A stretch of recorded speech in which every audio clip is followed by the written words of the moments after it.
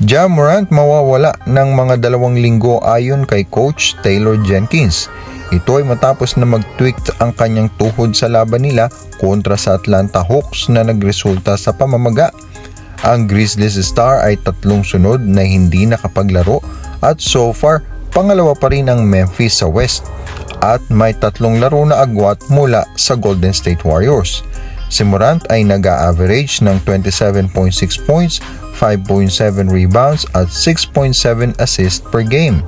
Ayon pa kay Coach Jenkins na expected na makarecover at makabalik si Morant bago ang playoffs. Pagaman wala si Ja Morant sa lineup ay nagagawa pa ring manalo ng Memphis. Sa iba pang mga NBA update, Chris Paul nakabalik na para sa Phoenix Suns sa laban nila kontra sa Denver Nuggets.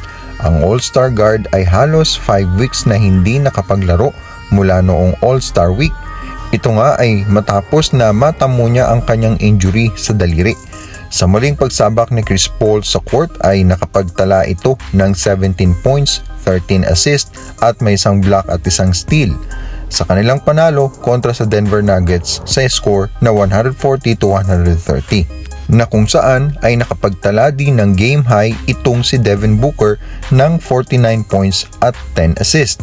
Maliban pa dyan ay nasungkit ng Phoenix Suns ang best record sa NBA upang ma-secure na ang number 1 spot hanggang matapos ang season.